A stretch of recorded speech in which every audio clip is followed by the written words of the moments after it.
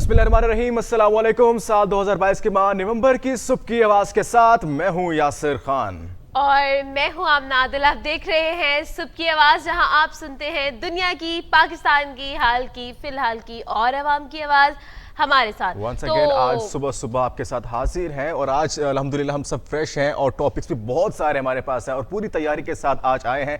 और आज बगैर टाइम पूरी तैयारी के साथ आए हैं। हाँ, आज मैं तैयारी के साथ आया क्योंकि मैंने बड़ा रेस्ट किया रात को। आपको पता है कल मैं ऐसे फ्री हुआ था जल्दी और मैंने रात को बहुत रेस्ट किया, सोया और क्या नाम है आज बिल्कुल फ्रेश होकर आया हूँ और मज़ेदार टॉपिक भी हमारे पास मौजूद हैं, उनके बारे में डिस्कस करेंगे। तो फर्स्ट ऑफ ऑल हम टॉपिक्स के इंडेक्स की तरफ चलते हैं और आपको बताते हैं कि आज सबसे पहला टॉपिक जो हम डिस्कस करने वाले हैं वो है कि पाकिस्तान तहरीक इंसाफ के चेयरमैन इमरान खान का बिल आखिर FIR दर्ज हो चुकी है। सुप्रीम कोर्ट ऑफ पाकिस्तान के अहकाम के मुताबिक उनकी FIR रिसेंट यस्टरडे उनकी जो FIR दर्ज कर दी जा चुकी है, जो कि थाना वजीराबाद जहाँ पे फायरिंग का वाक़या पेश आया वहाँ पे FIR दर्ज हो चुकी है। जी बिल्कुल।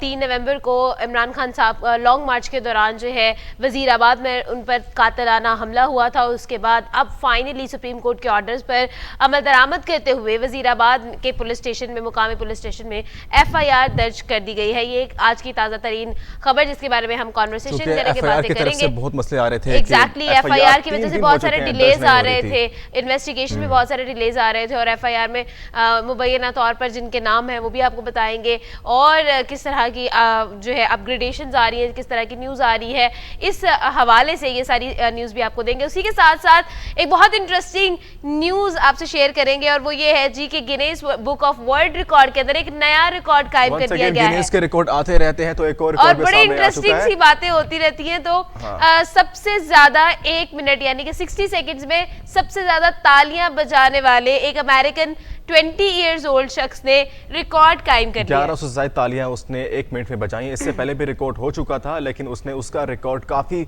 ज्यादा रेशो से क्लियर किया है, उसको क्रॉस किया है और उसका नाम गिनीज वर्ल्ड रिकॉर्ड में आ चुका है, उसको उसका सर्टिफिकेट मिल चुका है।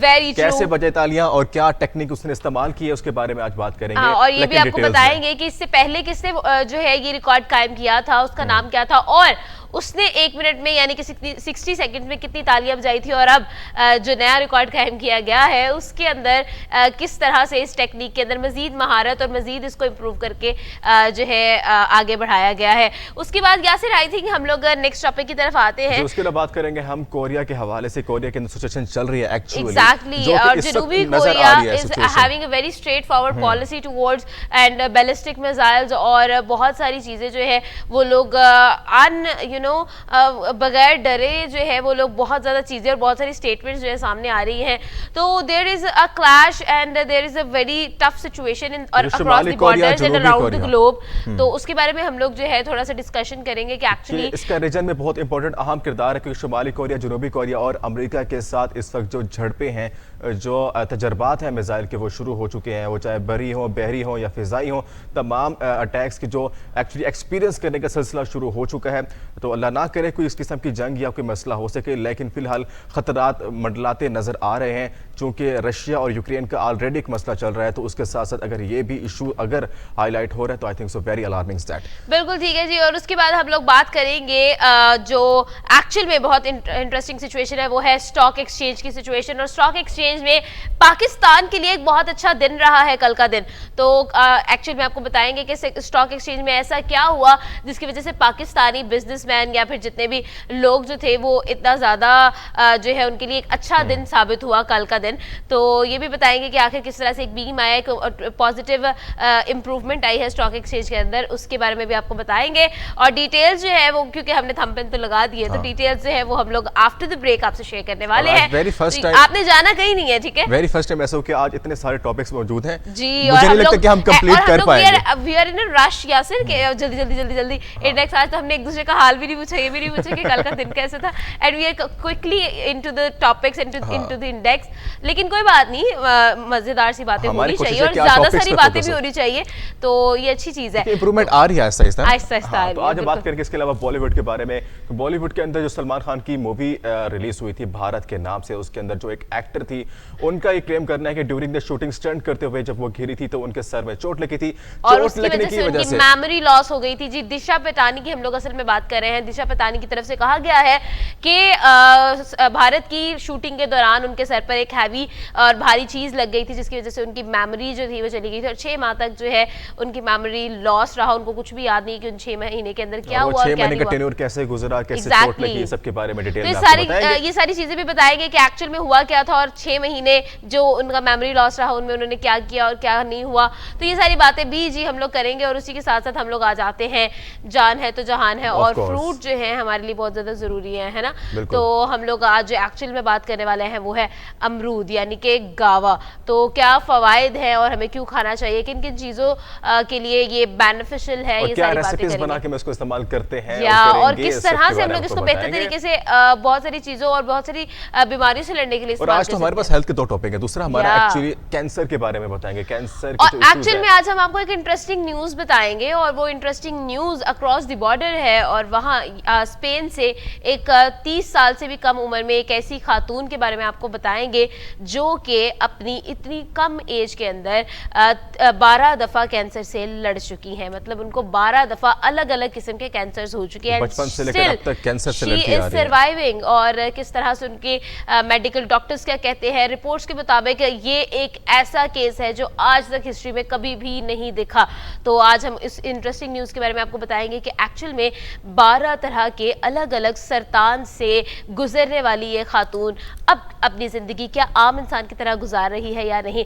तो ये बहुत इंटरेस्टिंग और इसके अलावा बात करेंगे हम 20 ऐसी फिल्मों के बारे में जो कि आपकी जिंदगी बदल देगी और जो आपको जीने की एक नई उमंग आप में पैदा करेगी। तो इंस्पिरेशन मोटिवेशन की बहुत बात करते हैं जी, लेकिन एक्चुअल में आज हम आपको कुछ ऐसी मूवीज, अच्छा मूवीज वाकई में यासिर बहुत ज्यादा इंस्पायर करती हैं आपको।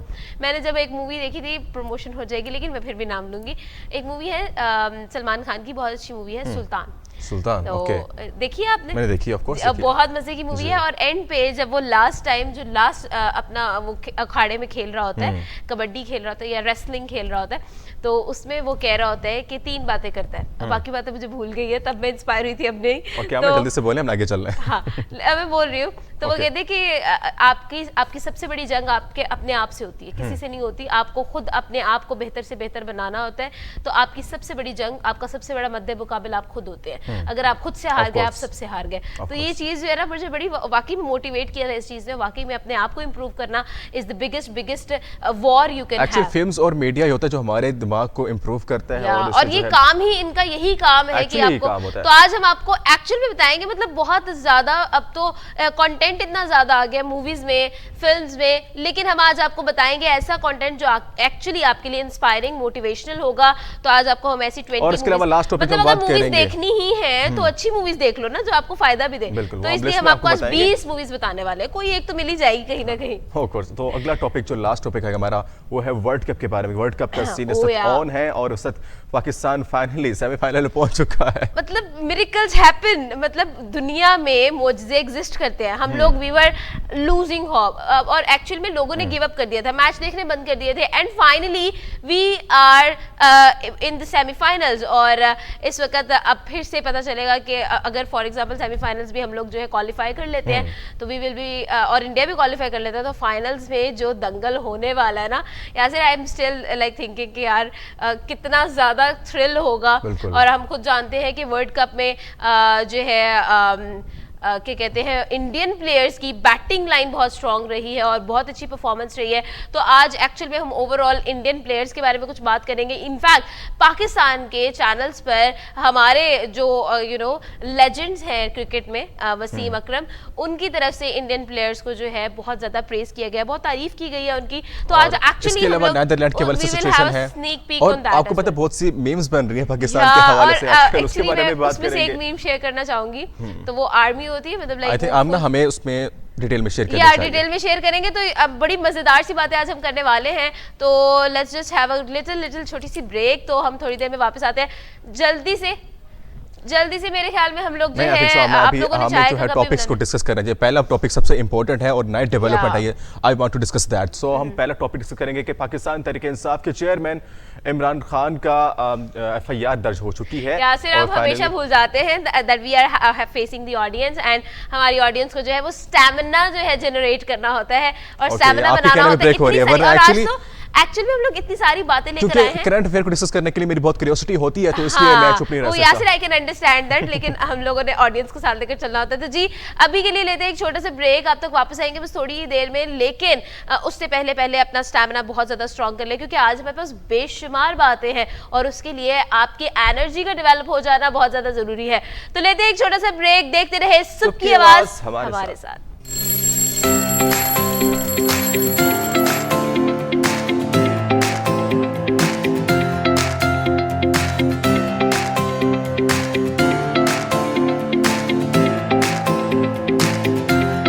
वेलकम बैक नाज़रीन, सुबह की आवाज़ में एक बार फिर खुश आमदीद। तो जैसा कि इंडेक्स में हम आपको टॉपिक्स बता चुके हैं और अब बगैर टाइम ज़ाया किए टॉपिक्स की तरफ आएंगे। तो आज का सबसे पहला टॉपिक और सबसे अहम टॉपिक, पाकिस्तान तहरीक इंसाफ के चेयरमैन इमरान खान की बिल आखिर FIR दर्ज हो चुकी है। बिल्कुल जी, इमरान खान साहब की FIR दर्ज हो चुकी है।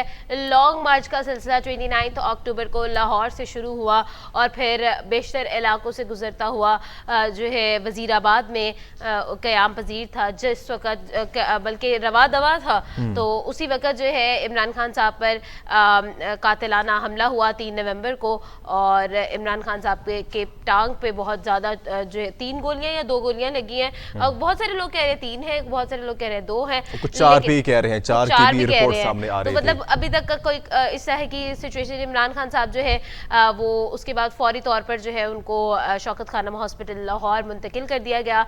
और 3 नवंबर का ये वाक़या, जिसके बाद बहुत सारी जो है एक अनस्टेबिलिटी हमें नज़र आई, बहुत ज़्यादा केओस हमें नज़र आया ऑल ओवर पाकिस्तान, और एहतजाज जो है बहुत ज़्यादा किए गए PTI के कारकुनान की तरफ से, और हम सब ने जो है इसको एक्सपीरियंस भी किया। तो जी अब फाइनली सुप्रीम कोर्ट की तरफ से ऑर्डर्स दिए गए हैं और इस चीज़ पर नोटिस लिया गया है और कहा गया है कि फौरी तौर पर FIR दर्ज कराई जाए। और अब मुकामी पुलिस स्टेशन, वजीराबाद के मुकामी पुलिस स्टेशन में FIR दर्ज हो चुकी है। तो उसके अंदर जो है नवीद, जो मुलजिम, जो प्राइमरी एक जो था अक्यूज था, उसका नाम बराह रास्त लिखा गया है।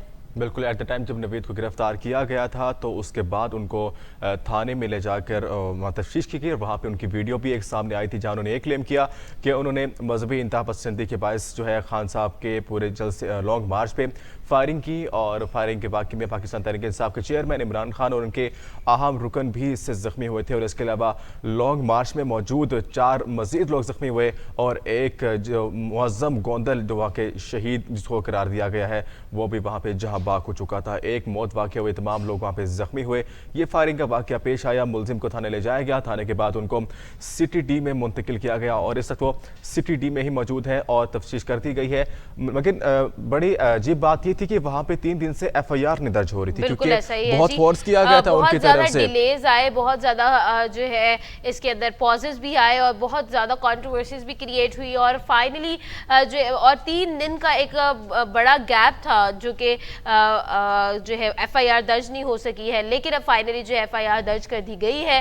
तो अब यासिर, आपको क्या लगता है कि PCI की मजीद हिकमत अमली क्या होगी, क्योंकि इमरान खान साहब जो है वो स्टिल लॉन्ग मार्च के मूड में है? बिल्कुल, स्टिंग लॉन्ग मार्च के मूड में है और उन्होंने लास्ट टाइम ऐलान भी किया है कि वो लॉन्ग मार्च को दोबारा ज्वाइन करेंगे, लेकिन डॉक्टर ने उन्होंने बेड रेस्ट का कहा है। तकरीबन 10 से 15 दिन, 2 हफ्ते का टाइम जो उनको दिया गया है, तब वो बेड रेस्ट करेंगे और उसके बाद दोबारा लॉन्ग मार्च को पिंडी से ज्वाइन करेंगे। लेकिन तब तक लॉन्ग मार्च को वजीराबाद से ऑनवर्ड, क्योंकि वजीराबाद से दोबारा रिज्यूम होने जा रहा है लॉन्ग मार्च, तो यहाँ से आगे तक जो है PTI के जो रुकन है शाह महमूद कुरैशी, वो इनको आगे लीड करेंगे और इनको लेकर चलेंगे। लेकिन जब वहाँ पिंडी पहुंचेंगे तो एट दैट टाइम वहाँ पे खान साहब खुद पहुंचेंगे और लॉन्ग मार्च को लीड करेंगे और उनको आगे इस्लामाबाद ले जाने का उनका शेड्यूल है, उनको वहाँ से आगे शुरू किया जाएगा। जाएगा। तो ये पूरा सिचुएशन जो है इस वक्त देखने को मिलेगी। लेकिन इसके अलावा जो FIR का मामला था बहुत संगीन होता जा रहा था, क्योंकि रिसेंटली पंजाब गवर्नमेंट के अंदर FIR का मामला इतना बड़ा हो चुका था, क्योंकि उस पर IG पंजाब जो फैसल शाहकार हैं उनको बहुत हाईलाइट किया गया था, उनको पॉइंट किया गया था कि उनकी वजह से FIR दर्ज नहीं हो रही। उन्होंने फोर्स किया हुआ अपनी पुलिस को, पूरे पंजाब की थानों को मना किया गया, कोई भी FIR दर्ज नहीं करेगा। SHO की रद्दबदल हुई, बहुत से मामला ऐसे वहाँ पे हो चुके थे, बहुत से अफसर जो पुलिस अफसरान थे वो एग्री नहीं थे और FIR दर्ज करने में, क्योंकि ये क्लेम एक्चुअली खुद नहीं कर रहे, एक्चुअली ये पाकिस्तान तहरीक इंसाफ की तरफ से क्लेम किया गया कि वो एक्चुअली FIR दर्ज नहीं करे। CM पंजाब की तरफ से कहा गया है और गवर्नमेंट की, फेडरल गवर्नमेंट की तरफ से बहुत प्रेशर आ रहा था कि FIR दर्ज क्यों नहीं की जा रही है। ऊपर से CM पंजाब कहते थे कि FIR दर्ज नहीं हो रही थी और फैसल शाहकार एट दैट टाइम बहुत कंफ्यूज हो रहे थे, लग रहे थे। तो उन्होंने उनका बयान भी सामने आया, उनको कहा कि मैं अपने ओहदे से इस्तीफा देना चाहता हूँ, मैं रिजाइन करना चाहता हूँ, मैं यहाँ पे नहीं टिक सकता, क्योंकि वो शायद प्रेशराइज है या जो भी था कि एक FIR ही हाई लेवल पे जो है ये एक केस जो है वो चला है और वाकई में बहुत ज्यादा जो है एहतजाज ऑल ओवर द कंट्री जो है हम लोगों का एहतजाज भी नोटिस में आ रहे हैं। और खैर फाइनली सुप्रीम कोर्ट की हिदायत के मुताबिक जो है मुकदमा कत्ल, इकदाम कत्ल और दहशत गर्दी समेत बहुत दीगर दफात लगाकर के तहत जो है मुकदमा दर्ज किया गया है और मुलजिम नवीद को भी इसके अंदर जो है इन्वेस्टिगेशन का जो है सामना करना पड़ेगा ऑब्वियसली। और प्राइमरी एक्यूज जो है वही करार दिए गए हैं। और इसी के साथ साथ अगर हम लोग PTI की बात करें और तहरीक इंसाफ के चेयरमैन इमरान खान साहब की बात करें तो अभी उनको जो है बेड रेस्ट का कह दिया गया है डॉक्टर्स की तरफ से और मुकम्मल रेस्ट का उनको कहा गया है, क्योंकि उनकी टांग की हालत जो है वो काफ़ी तशवीशनाक थी। लेकिन अब वो खतरे से बाहर है क्योंकि कोई भी हड्डी जो है उनकी इफेक्ट नहीं हुई है। क्योंकि FIR का मामला इसलिए ज़्यादा सीरियस था क्योंकि खान साहब के जो अगर हम लोग एक्सेप्टेंस की बात करें यासिर, तो खान साहब की एक्सेप्टेंस जो है वो ऑल ओवर द कंट्री बहुत ज़्यादा है, लोगों के अंदर वो बहुत पॉपुलर हैं। और एक्चुअल में हम लोगों ने नोटिस भी किया है कि इतना जुनून है लोगों के अंदर और इतना जुनूनी तरीके से जो है वो इमरान खान साहब को सपोर्ट करते हैं। आपने खुद सड़कों पे भी देखा, बहुत ज़्यादा जो है हम लोगों ने एक कयास देखा है। तो ये इसी वजह से है क्योंकि इमरान खान साहब को लोग जो है वो बहुत जुनूनी तौर पर जो है उनको सपोर्ट करते हैं। तो ये सारी चीज़ें जो है हमने ऑब्जर्व की हैं रिसेंट कुछ दिनों में। 3 नवंबर से अब तक ये जो सारी सिचुएशंस हुई इमरान खान साहब पर हमले के बाद, बहुत सारी कयासराइयाँ भी सामने आई कि हो सकता है कि PTI की तरफ से ही ये कोई इकदाम किया गया और बहुत सारी बातें सुनने में आई। और ये भी कहा जा रहा है कि बस अब कार्ड मत खेला जाए और ऑपोजिशन लाइक क्या कहते हैं गवर्नमेंट की सिटिंग गवर्नमेंट की तरफ से बहुत सारे बयान सामने आ रहे थे कि जो है इमरान खान साहब को जो है ये जो सारी सिचुएशन सिनेरियो है इसके अंदर इमरान खान साहब का अपना ही नुकसान होने वाला है। और बहुत सारी चीज़ें हम लोगों ने न्यूज़ के अंदर सर्कुलेट होती भी देखी। फेडरल गवर्नमेंट की तरफ से जो GIT कमेटी बनाई गई थी जो इमरान खान की इस मामले की, इस अटैक की तहकीकात करनी थी, वो FIR के बगैर दर्ज नहीं हो सकती। कोई भी चीज़ हो, FIR stand for first investigation report, जब तक वो नहीं आएगी तब तक कुछ भी केस दायर नहीं हो सकता और उसके बाद ही मामला स्टार्ट होता है। तो जब तक FIR दर्ज नहीं हुई तो इमरान खान की जो कमेटी तो तश्कील दी गई थी फेडरल गवर्नमेंट की जानिब से, वो स्टार्ट नहीं हो सकती थी, खान साहब की तहकीकात आगे परस्यू नहीं हो सकती थी। तो ये जो इशू था जो 3 दिन से चल रहा था, क्योंकि FIR दर्ज होना इट्स अ कॉमन थिंग, क्योंकि जब तक वो नहीं होगा आगे कुछ अमल नहीं हो सकता। तो एक खान साहब का एक लॉन्ग मार्च, एक मशहूर पार्टी के लीडर, उनकी FIR दर्ज नहीं हो रही तो एक मेजर इशू था हमारे यस्टरडे। तो पाकिस्तान के जो चीफ जस्टिस पाकिस्तान हैं उन्होंने इसका खुद नोटिस लेते हुए इसको जो है FIR दर्ज करने का फौरी हुक्म दिया, हदायत दी और फाइनली थाना वजीराबाद में जहां फायरिंग का वाकया पेश आया वहां पे FIR वहां के SHO के मुजाहिर में यह दर्ज हो चुका है और FIR को इस वक्त ऑन एयर भी कर दिया जाएगा, बल्कि ऑन एयर हो चुकी है FIR, इसको आम भी कर दिया गया है और ये FIR बिल्कुल सामने आ चुकी है। और फायरिंग में जो वाकयात पेश आए, जिन जिन रुकन पे फायरिंग हुई और जिस दौरान हुई, जिस वक्त हुई और कौन लोग जख्मी हुए और जिस शख्स की वहाँ पे मौत वाक़ई हुई, मौसम गोंदल की, तमाम डिटेल्स उस FIR के अंदर दर्ज हैं और ये FIR इस वक्त ऑन एयर हो चुकी है। जी बिल्कुल, FIR जो है दर्ज कर दी गई है। अब मजीद जो है इसके अंदर एक पेशरफ्त हमें देखने को मिलेगी। ये जो मुकम्मल तौर पर एक सिचुएशन क्रिएट हुई ऑल ओवर द कंट्री, उसके अंदर हमें इस इन्वेस्टिगेशन के अंदर हमें जो है एक पेशरफ्त देखने को मिलेगी, क्योंकि FIR की वजह से जो है इन्वेस्टिगेशन मुलतवी होती जा रही थी, पोस्टपोन होती जा रही थी। तो अब उसके अंदर जो है एक तेज़ी आएगी, मुकामी पुलिस जो है उस पर प्रॉपर इन्वेस्टिगेट करके एक्चुअल में अब जो है हकाइक सामने आएंगे। अगर जो है हमारे जो हुकाम है, हमारे जो इंतज़ामिया ऑफिशियल्स जो हैं वो अपना रोल प्ले करें तो जो असल मुजरिम है उसको पकड़ा जा सकता है।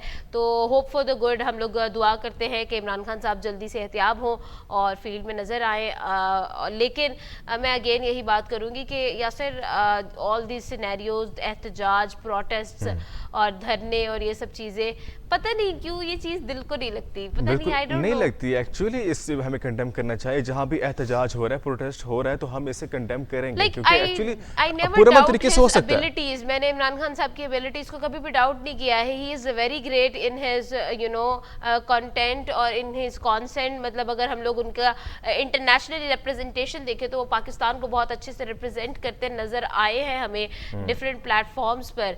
और और मैं एक्चुअल में कहूँगी कि उनके अंदर वो पावर है कि वो पाकिस्तान को उतने अच्छे से पॉजिटिवली रिप्रेजेंट कर सकते हैं all over the globe, around the globe. लेकिन उसके बावजूद आई वुड से कि इंटरनली कुछ ऐसे फ्लॉज हैं जिनको ओवरकम करना, I think it's very important, because for a leader it is something, उसकी हर क्वालिटी जो है वो दी बेस्ट। सिचुएशन काफी गंभीर हो चुकी है। अब खान साहब दोबारा 2 हफ्ते बाद लॉन्ग मार्च को ज्वाइन करेंगे और पिंडी से ज्वाइन किया जाएगा। लेकिन अब सिचुएशन ये देखनी है कि आगे क्या सिचुएशन देखने को मिलेगी, क्योंकि इतने रिसेंट डेवलपमेंट्स हुई हैं। हमारी सहाफ़ी खातून की वहाँ पे डेथ हुई, मौसम गोंदल की डेथ हो चुकी है, और एक लास्ट टाइम एक और रिपोर्ट आई थी जहाँ पे एक रुकन को खंबे पे चढ़ते हुए उसको करंट लगा था, देखिए वो जख्मी हुआ। ऐसी बहुत सी रिपोर्ट्स आ रही हैं, ये बहुत नुकसान हो रहा है। और इसके साथ साथ जो है अब देखना यह है कि आने वाले दिनों में क्या डेवलपमेंट्स देखने को मिलेंगी। खान साहब का लॉन्ग मार्च काफी उसमें टर्न्स आ रहे हैं, काफी चेंजिंग आ रही हैं। अब देखना यह है कि और जिस तरह का पावर प्ले हम लोगों ने एक्सपेक्ट किया था और हम लोगों को लगा था कि जिस तरह से आवाम निकलेगी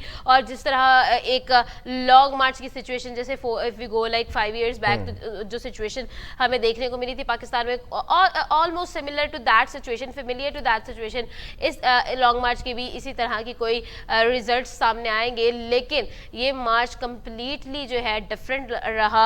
अगर हम देखें तो पहले ही 3 दिन के अंदर जो है खातून सहाफ़ी सदफ नईम की डेथ का वाक़या पेश आया और उसके बाद जो है भगदड़ मची। फिर उसके बाद जो है अगर हम लोग उसके आगे मज़ीद बात इसको कंटिन्यू करें तो क्या कहते हैं, मौज़म गोंदल की डेथ का जो है वो वाक़या सामने आया। इमरान खान साहब को गोलियां लगी, फायरिंग हुई और 3 नवंबर के बाद जो है लॉन्ग मार्च थम गया। लेकिन अब मजीद जो है इमरान खान साहब की तरफ से ये स्टेटमेंट सामने आ रही है कि लॉन्ग मार्च जो है वो कंटिन्यू रहेगा।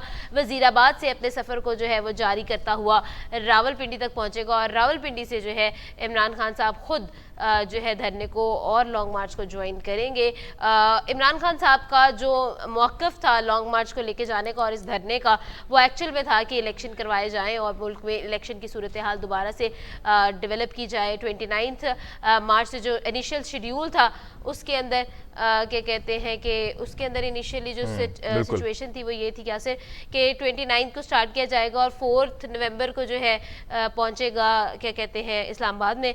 लेकिन सिचुएशन जो है वो अब काफ़ी डिफरेंट हो चुकी है। तो अब होप फॉर द गुड के क्या होता है और क्या बेहतरीन तरीका और हिकमत अमली इस्तेमाल की जाती है।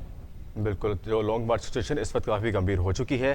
गवर्नमेंट की तरफ से, सिटिंग गवर्नमेंट और अपोजिशन की तरफ से इस वक्त काफ़ी डेवलपमेंट्स देखने में आ रही हैं। जो एक्चुअली गवर्नमेंट की तरफ से अपना बयान आ रहा है, सीएम पंजाब की तरफ से अपना बयान आ रहा है, खान साहब की पार्टी से अपने बयान सामने आ रहे हैं, लेकिन कोई एक सिचुएशन फिलहाल मैच होती हुई नज़र नहीं आ रही। लॉन्ग मार्च बहुत हाईलाइट हो चुका है पूरे पाकिस्तान के अंदर। जो पहले जब लॉन्ग मार्च स्टार्ट हुआ था एट दैट टाइम बिल्कुल सिंपल सा एक एहतजाज लगा था हमें, लेकिन आफ्टर दैट जब सदफ की डेथ हुई, उसके बाद जब जो फायरिंग का वाक़या पेश आया, इसके बाद जो पूरे पाकिस्तान के शहरों के अहम शहरों के अंदर जब ये एहतजाज शुरू हुए, टायर जलाए गए, प्रोटेस्ट किए गए, तो उसके बाद सिचुएशन काफ़ी चेंज हो चुकी थी। हम नहीं चाहते कि प्रोटेस्ट जो है बढ़ता चला जाए। जैसे लास्ट टाइम हम बात कर रहे थे ईरान के हवाले से, एक छोटे से इंसिडेंट की वजह से प्रोटेस्ट बहुत बढ़ चुका था। हम नहीं चाहते कि इस तरह की सिचुएशन पाकिस्तान में एग्जिस्ट हो। जिस तरह से पुरअमन तरीके से अगर लॉन्ग मार्च होता है तो उनका जमहूरी हक है, तो उनको पूरे जमहूरी हक के साथ ऐसे आगे चलना चाहिए ताकि वो उनका जो भी इनिशिएटिव है, जो भी ऑब्जेक्टिव है, हुकूमत के साथ उनके साथ मुज़ाकरात करके अपने इन तमाम इश्यूज को हल कर सके, क्योंकि उसके अलावा आई थिंक सो नेगोशिएशन के अलावा कोई हल नहीं होता लॉन्ग मार्च का। तो जी इस चीज़ को अब मेरे ख्याल में Yasir we have taken so much time, तो इस चीज़ को सम अप करते हुए एक्चुअल में हम लोग जो आपको बताना चाह रहे थे और जो इस टोटल टॉपिक को डिस्कस करने की सिचुएशन थी वो ये थी कि FIR दर्ज कर दी गई है फाइनली वजीराबाद के मुकामी पुलिस स्टेशन में, और सुप्रीम कोर्ट की तरफ से अहकाम जो जारी किए गए थे उन पर अमल दरामद करते हुए FIR फाइनली दर्ज हो चुकी है। 3 दिन के बाद जो है ये वाकया जो है हमारे सामने आया, ये अपग्रेड सामने आई है, तो ये हमने आपको डिटेल बता दी है। तो मेरे ख्याल में let's just move on to the next topic. और आज का टॉपिक हमारा जो कि डिस्कस करने वाले हैं once again Guinness world record, क्योंकि गिनीज का तड़का जैसे इंटरटेनमेंट हमारे साथ होता है, गिनीज भी हमारे साथ होता है, तो बहुत दफा होता है और बहुत ज्यादा इंटरेस्टिंग न्यूज हमारे सामने आ रही होती है। तो आज फाइनली हम लोग जिस बारे में बात करने वाले हैं वो है एक्चुअली जिसके बारे में बात करने वाले हैं वो है जी डाल्टन मेयर, और 20 साल के अमेरिकन सिटीजन जो है, नौजवान सिटीजन, उन्होंने एक नया रिकॉर्ड कायम कर दिया है और वो रिकॉर्ड है 60 सेकेंड्स में 1140 क्लैप्स का। तो यासिर आप 1 मिनट में कितनी क्लैप्स कर सकते हैं? नहीं, एक्चुअली मैं क्लैप नहीं करता, कर भी तो लाइट सी बस फॉर्मेलिटी पूरी कर लेता हूँ, लेकिन मैं सिर्फ क्लैप नहीं करता कि बिल्कुल अपना रिकॉर्ड ही कायम करना है, क्योंकि वर्ल्ड रिकॉर्ड है, इसको हम कंपेयर नहीं कर सकते खुद से क्योंकि इस तरह की है। लेकिन एक्चुअली हम बताएंगे कि क्लैप उसने किस तरह से की कि इतनी 1 मिनट के अंदर उसने 1140 तालियां बजा ली हैं। तो वाकई एक्चुअल में जब वो तालियां बजा रहे थे, मतलब ऑब्वियसली अगर हम सोचे तो यू नो यासिर 1 सेकंड के अंदर उन्होंने कितनी तालियां बजाई होंगी, तो ये it's a very big thing. तो मजेदार सी बात हम लोग जो आपको शेयर करने वाले हैं वो ये है कि जब वो तालियां बजा रहे थे, जो वीडियो सामने आ रही है वो इट लुक्स लाइक वाइब्रेशन हो रही है हाथों के, थरथराती हुई तालियां जैसे होती हैं, वाइब्रेशन आती है। ऑफ कोर्स यार आप कंपेयर करें ना कि 60 सेकंड है, 60 सेकंड में आप देखें कि आपने 1140 पॉइंट को अगर आपने ऐड करना है तो ऑफ कोर्स स्पीड आएगी, तो फिर वाइब्रेशन तो आएगी। वाइब्रेशन और फिर जो है डाल्टन मेयर की तरफ से जो स्टेटमेंट सामने आई है उनमें उनका ये कहना है कि ये जो आर्ट है या ये जो हुनर है, ये जो टैलेंट है, ये इन्होंने जो है केंट फ्रेंच से सीखा और उनकी एक वीडियो देखी जिसमें उनको शौक पैदा हुआ कि क्लैप जो है इस तरह से किया जा सकता है। फिर उन्होंने उसको प्रैक्टिस करना शुरू किया और इतना प्रैक्टिस किया कि ये उनके मामूल की एक रूटीन बन गई। और ये जो रूटीन थी ये अनइंटेंशनली इतना ज्यादा उसको कर लेते थे और इतनी तेजी से क्लैप करना शुरू कर देते थे, तो ये एक अनइंटेंशनली उनकी पर्सनालिटी के अंदर ऐड हो गया। इसका भी रिकॉर्ड आया था गिनीज वर्ल्ड रिकॉर्ड में। आज से पहले उन्होंने 1103 तालियां बजाई थी, लेकिन उसने अब जो नया रिकॉर्ड कायम किया जो कि डाल्टन मेयर की तरफ से आया, उन्होंने 1140 तालियां बजा के एक अच्छा सा रेशो रखा है इसके अंदर, तो उससे इंस्पायर होकर उसको देखते हुए तालियां बजाई। और आमना तालियों को बजाने की टेक्निक बहुत डिफरेंट थी। वो जैसे वो बता रहा है कि उसने अपनी कलाइयों को जोड़ के रिस्ट के साथ जो है उसने क्लैप्स किए और फिंगर्स का इस्तेमाल बहुत किया है उसने, उसका तालियां बजाई हैं। और ऑफ कोर्स जाहिर बात है जब हम हाथ को दूर लेके जाएंगे तो टाइम कंटेन करेगा, तो साथ करके उन्होंने यू लाइक दैट तालियां बजाई हैं। और थरथराती हुई तालियां जो हमें समझ आ रही थी वो एक्चुअली ऐसे ही थी कि सिर्फ फिंगर्स के साथ उसकी आवाज आ रही थी, लेकिन एक्चुअली आवाज आ रही थी, क्लैप पता लग रही थी, एक्चुअली वो क्लैप थी। तो उसका रिकॉर्ड कर दिया गया। अगर हम लोग प्रीवियस रिकॉर्ड की बात करें तो एक इससे पहले जो है एली बिशप नामी एक शख्स ने जो है 1 मिनट के अंदर 1103 तालियां बजाई थी और उनका रिकॉर्ड जो है फिलहाल डाल्टन मेयर की तरफ से तोड़ दिया गया है। और डाल्टन मेयर ने जो ये तालियां सीखी थी वो थी सेंट फ्रेंच से।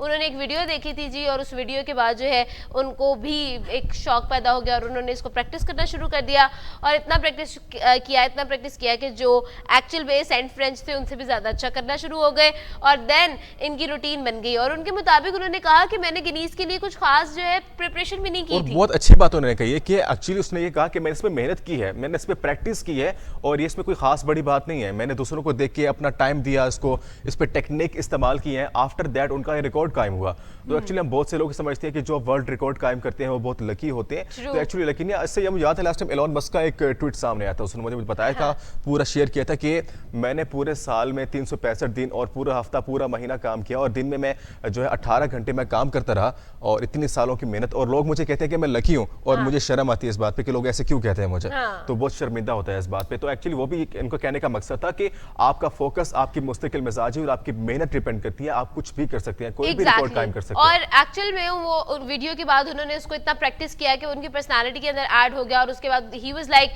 कि गिनीज के अंदर मैंने कोई खास प्रैक्टिस नहीं की थी कि स्पेशली मैं Guinness book of world record के लिए जा रहा हूँ तो स्पेशली जो है ना मैं उसके लिए तैयारी करके जाऊँ। तो कह रहे थे कि मैंने कोई तैयारी नहीं की थी, ये मेरे मामूल की चीज़ है और अनइंटेंशनली मैं ये क्लैप्स कर लेता हूँ, तो इस वजह से जो है उनका रिकॉर्ड भी कायम हो गया।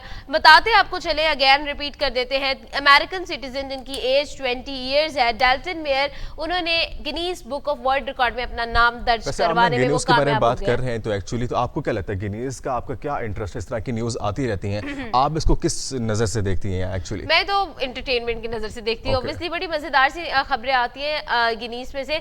जैसे रिसेंटली मैं एक खबर पढ़ रही थी कि एक लड़की है जिसके लंबे बाल हैं और उसने जो है नाम जो है उसका दायर हो गया है, और उसके बाद एक लड़की है जिसके लंबे नाखून हैं। तो इस तरह के भी Guinness book of world record में चीज़ें होती हैं। एक्चुअली जो करते हैं इस तरह के काम, लाइक जैसे बड़े नाखून कर लेना, इतने बड़े बड़े नाखून होते हैं, बड़े बहुत बाल, बड़े होते हैं और बिल्कुल ऐसी यूनिक चीज करना जो नहीं कर सकते।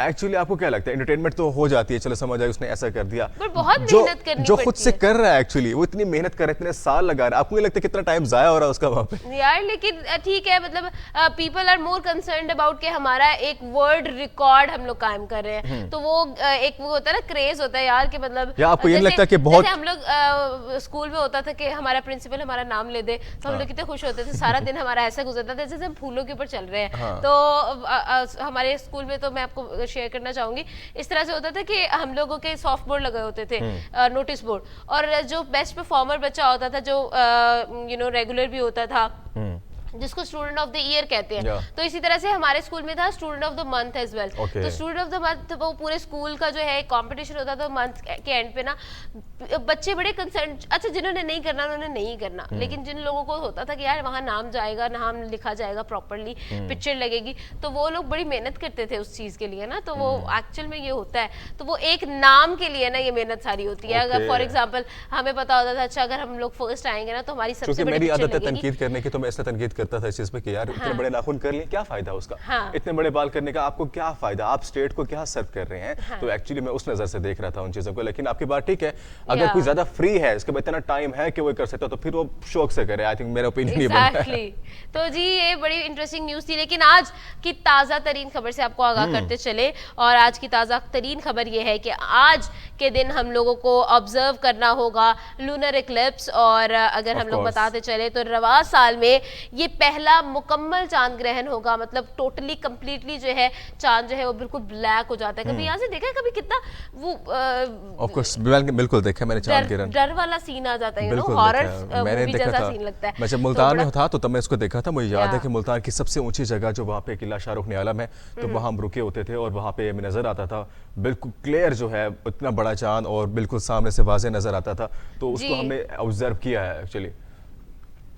और इससे पहले भी आई थिंक सो चांद ग्रहण हो चुका है, 16 मई को इससे पहले हुआ था। और आज दूसरा चांद ग्रहण है जो एक्चुअली नहीं, असल में ऐसा है यासिर कि पहला जो चांद ग्रहण था ना वो पूरा नहीं था, ये पूरे चांद का चांद ग्रहण है। तो इस वजह से जो है, लेकिन पाकिस्तान में जो है इसको ऑब्जर्व नहीं किया जाएगा, पाकिस्तान में इसका मुशाहिदा नहीं हो सकेगा।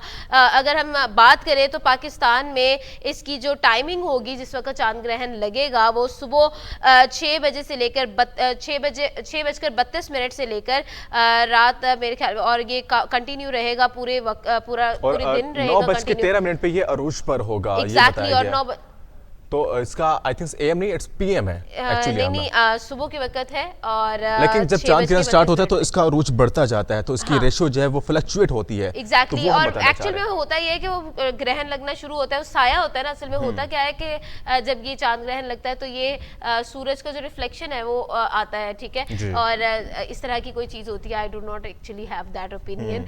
अच्छा, तो जमीन जो है वो सूरज और चांद के दरमियान में आ जाती है, तो इस वजह से सूरज जमीन की रिफ्लेक्शन है वो चांद पे पड़ी होती है, उस वजह से साया आता है। तो जिस तरह से वो जो है रिफ्लेक्शन ज्यादा होता जाएगा, उसी तरह से चांद ग्रहण भी पूरे चांद का ग्रहण लग जाएगा। तो ये इस तरह की कोई टेक्निकल बातें होती है, मैंने पढ़ी थी एक दफा ज्योग्राफी, तो उसमें मुझे याद है कि मैंने चांद ग्रहण एक्चुअली अमेरिका, यूरोप और एशिया के मुख्तलिफ इलाकों में जो है इसका नजर आएगा। और इसके अलावा आखिरी जो इसकी जो हद है वो 8 नवंबर तक की डेट यहाँ पे सामने दी गई है। तो अब तक की ये रेशो चांद ग्रहण के सामने आपको बताई गई है। देखा जाएगा।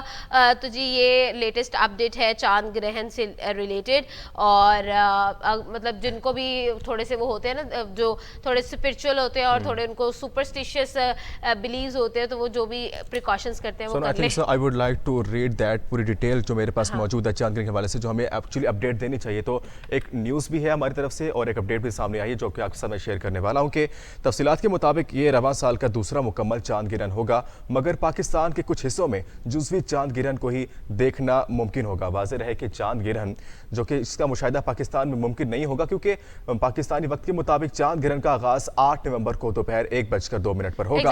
और दिन होता है तो चांद नजर ही नहीं आएगा। हाँ बिल्कुल, और 4 बजे के करीब मुकम्मल चांद ग्रहण होगा। अलबत्ता शाम 5:49 पर मुल्क के मुख्तलिफ हिस्सों में जुज़वी तौर पर चांद ग्रहण देखना मुमकिन होगा। और जब चांद जमीन के साए के तारीख तरीन हिस्से से गुजर रहा होता है और जमीन सूरज और चांद के दरमियान आ जाती है, तो एक्चुअली मैं डिटेल पढ़ रहा हूँ, तो इसमें पूरी डिटेल सामने आई है। इसमें कुछ इंपॉर्टेंट पॉइंट्स फिर मैं ऐसा करूंगी, इनको आसान अल्फाज में बता दूं। आमना इसमें ना कुछ इंपॉर्टेंट पॉइंट्स आ जाते होते हैं, तो उसको समझना लाजमी होता है। ये नहीं कि जहां मतलब वो सिर्फ वही बोलना है।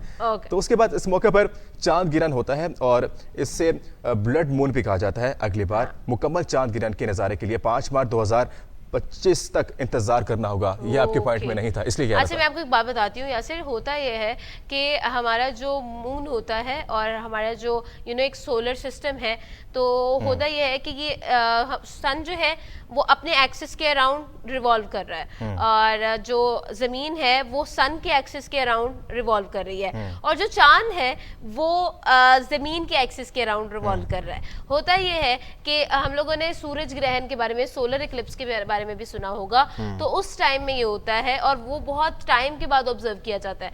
वो इसलिए होता है क्योंकि एक स्पेसिफिक एक्सिस के अकॉर्डिंग सब मूव कर रहे होते हैं, लाइक चांद, और इसमें हम लोग सिर्फ बात कर रहे हैं चांद की और सूरज की और जमीन की, ठीक है। जब सोलर इक्लिप्स लगता है तो पता नहीं, मैं आपको बच्चों की तरह समझा रही हूँ, तो मैं खैर बताना चाहूंगी जरूर, क्योंकि बहुत सारे लोगों में ये जो है, मुझे भी ज्योग्राफी जब मैंने पढ़ी थी बड़ी मुश्किल से समझ आया था।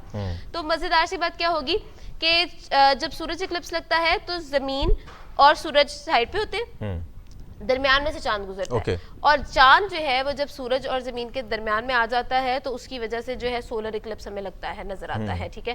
क्योंकि चांद एक सॉलिड चीज जो है दरमियान में आ गई, वो रोशनी वहां से ब्लॉक हो गई, ठीक है। तो वो रोशनी जो है जब जमीन पे नहीं पड़ेगी तो वो You got that? ठीक है। अब इसी तरह से जब लूनर इक्लिप्स की बात की जाती है तो लूनर इक्लिप्स में क्या होता है कि जो जमीन है वो वी ऑल नो कि चांद की अपनी कोई रोशनी नहीं है, तो चांद की जो रोशनी होती है वो सूरज से रिफ्लेक्ट हो रही होती है। सूरज की रोशनी को चांद रिफ्लेक्ट कर रहा है, इसलिए वो व्हाइट नजर आ रहा होता है रात के टाइम पे, यू नो ना। Thank you. अच्छा, तो अब होता क्या है कि जब चांद ग्रहण लगता है तो जमीन सूरज और चांद के दरमियान में आ जाती है, और होता यह है कि जमीन का डायरेक्टली चांद पे पड़ता है और डायरेक्टली जो है चांद पे कोई रोशनी नहीं जा रही होती, इस वजह से चांद में काला काला नजर आता है। तो ये होता है एक्चुअली, इसके पीछे जो लॉजिक है वो ये होता है कि इस वजह से सूरज भी ब्लैक ब्लैक हमें लगता है और चांद भी। और इसके अलावा बहुत सी ऐसी लॉजिक सामने आती हैं, कुछ रूहानी लॉजिक्स भी सामने आ जाती हैं। एक्चुअल में ये हर साल जो है ऑब्जर्व मुकम्मल जो चांद ग्रहण है आज से आपको जो है 3 साल के बाद 2025 में जो है दोबारा ऑब्जर्व करने को मिलेगा, अकॉर्डिंग टू द तो अब तक की अपडेट सामने आई थी, जो कि रिसेंट न्यूज़ भी है, इंफॉर्मेशन भी थी चांद ग्रहण के हवाले से जो मैं आपको दी है। आप लोगों तो इसके अलावा मज़ीद टॉपिक्स भी हम डिस्कस करेंगे जो हमारे पास पेंडिंग बहुत सारे आमना मौजूद है। बात मैं आपको बताना चाहूंगी। अच्छा, बड़े सुपरस्टिशियस बिहेवियर्स होते हैं जो लोगों को लोग ऑब्जर्व करते हैं। जैसे चांद ग्रहण में लोग कहते हैं कि आपने बाहर नहीं निकलना, आपने चांद को नहीं देखना, आई साइट खराब होती है। सूरज ग्रहण के बारे में इस तरह की बातें की जाती है, और specially I would like to say कि जो स्टार्स का बहुत लिंक होता है इसके साथ, और बिल्कुल होता है। और उसके बाद जो स्पेशली ऐसी खवातीन जो एक्सपेक्ट कर रही होती है, हामला खवातीन, वो उनको बहुत ज्यादा केयर का कहा जाता है कि तुमने बाहर नहीं निकलना, वॉक भी नहीं करनी है, बैठे रहना है। और एक्चुअली इसके पीछे क्या रियलिटी है वो हमें नहीं पता कि एग्जैक्टली ये सुपरस्टिशियस बातें हैं, हमें नहीं पता इस बारे में। इसके पीछे कोई रियलिटी नहीं है, एक्चुअल में कोई रियलिटी नहीं है। तो ये एक्चुअल में साइंटिफिकली प्रूवन नहीं है, तो जिस चीज को साइंटिफिकली प्रूव नहीं किया जाता उसको आम अकल जो है एक्सेप्ट नहीं करती। तो खैर मेरे ख्याल में ये बहुत सारी बातें हम लोगों ने कर ली हैं और हम लोग के पास टाइम बहुत शॉर्ट है, तो लेते एक छोटा सा ब्रेक, आप तक वापस आएंगे बस थोड़ी ही देर में। तो देखते रहे सुबह की आवाज हमारे साथ।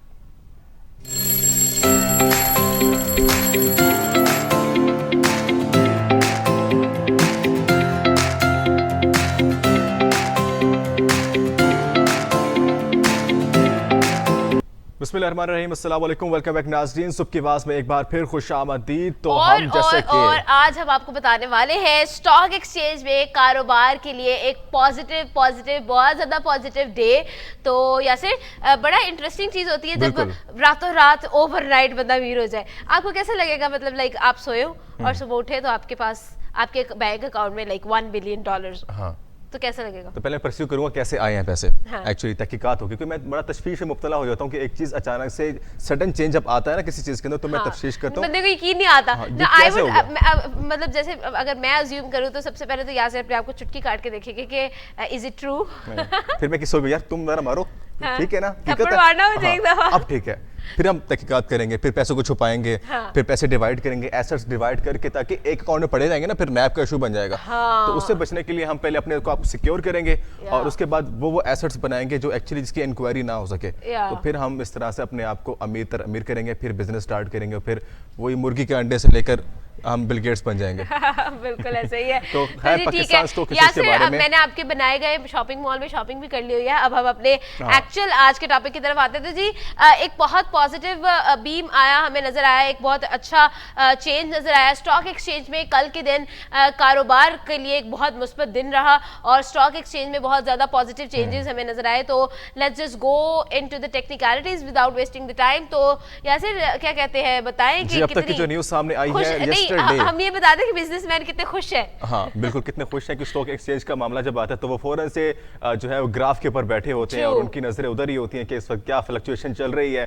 तो खैर उनके लिए रिसेंटली एक और खुशखबरी सामने आई है, डॉलर के हिसाब से भी आती रही है, लेकिन स्टॉक एक्सचेंज में भी इस बार खुशखबरी लास्ट टाइम देखने को मिली है कि 100 इंडेक्स में से उनका तकरीबन 4,20,47 पर इनका स्टॉक पॉइंट जो है बंद हुआ है। 42,047 का जो है उनका 191 पॉइंट्स का इजाफा इस वक्त देखने में आया है। तो जी कारोबारी दिन था और 100 इंडेक्स में जो है 350 पॉइंट्स का जो है उनका बैंड रहा और बहुत इंटरेस्टिंग रहा। बाजार में 24 करोड़ शेयर्स के जो सूद थे वो भी जो है मेरे ख्याल में जो है उन लोगों ने शेयर मार्केट में 5 अरब और 44 करोड़ रुपए रही उनका शेयर जो था वो 5 अरब यानी 5 बिलियन 44 करोड़। और मार्केट की जो कैपिटलाइजेशन है वो तकरीबन million, what would we say that, 5 आपने क्या बोला? मैंने कहा 5 अरब 44 करोड़। क्या सीक्वेंस है आपके, खैर से चलें। आपने खैर ठीक बोला जो भी बोला, लेकिन उसके बाद जो मार्केट की जो कैपिटलाइजेशन है वो भी 6000 से तजावुज कर चुकी है। अब तक की रिपोर्ट सामने आई है जिसमें बताया गया कि 6,751 अरब रुपए का इजाफा हुआ इसमें। एग्जैक्टली अगर हम लोग बात करें तो मार्केट की कैपिटलाइजेशन जो है उसके अंदर 17 अरब रुपए से बढ़कर जो है 6,751 अरब रुपए जो है इसमें इजाफा हुआ है। तो ये बहुत इंटरेस्टिंग बात है और एक्चुअल में स्टॉक एक्सचेंज के लिए बहुत बहुत बड़ी न्यूज़ है जी। और खुश हो जाए जी, बैरिकेड टाउन में अपने अपने प्लॉट्स ले ले और अमीरों वाली फीस लेना शुरू कर दे। उनके लिए अमीरों वाली है जिनके यार उनकी मार्केट चल रही है, जहां वो वर्क कर रहे हैं ब्रोकर्स के लिए, उनके लिए बिल्कुल ऑफ कोर्स है जो वहां पे इन्होंने इन्वेस्ट किया हुआ है। तो उनके लिए फ्लक्चुएशन बहुत मैटर करती है, जहां उनको बहुत बड़ी रेशो मिलती है तो वो अगले लॉस के लिए तैयार होते हैं कि कहीं भी लॉस भी आ सकता है। तो ये फ्लक्चुएशन है, ये लक भी चलती है, उसमें आपकी किस्मत है, आपकी अपनी एफर्ट्स होती हैं, आपकी अपनी अकाउंटेबिलिटी होती है, इसको चेक करते हुए आप अपनी रेशो को बरकरार रख सकते हैं। तो अब तक की जो रिसेंट इन्फॉर्मेशन स्टॉक एक्सचेंज की तरफ से आई थी वो अपडेट हमने आपको बता दी है। और अब आई थिंक ना हमने नेक्स्ट टॉपिक की तरफ आते हैं जी। नेक्स्ट टॉपिक हमारा फिर से बहुत इंटरेस्टिंग होने वाला है। कल हमने आपको बहुत डरा दिया था, बहुत ज्यादा मूवीज के लिए आपको डरा दिया था, लेकिन आज हमने फिर हमने से काम ना नहीं डराना, अब जरा थोड़ी सी चेंज करते हैं मूवमेंट को, बहुत प्लेयर लेकर आज हम आपको बताएंगे मोटिवेशन इंस्पिरेशन मूवीज के थ्रू, मीडिया के थ्रू किस तरह से ली जा सकती है और किस तरह से हम लोग अपने आप को मोटिवेट कर सकते हैं और किस तरह से जो है हालात बदल सकते हैं, जज्बात बदल सकते हैं। कहने का मतलब ये है जी कि कुछ ऐसी मूवीज होती हैं जो आप पर एक्चुअल में इंपैक्ट डालती है। मैंने आपको इंडेक्स में भी बताया था, अपनी खुद की स्टोरी बताई थी कि वाकई में आप में इंप्रूवमेंट आती है जब आपको इस तरह की इंस्पिरेशनल लाइन सुन ले या एक आपको एक एग्जाम्पल मिल जाती है मूवीज के थ्रू और आप फिर उस एग्जाम्पल को फॉलो भी कर लेते हैं।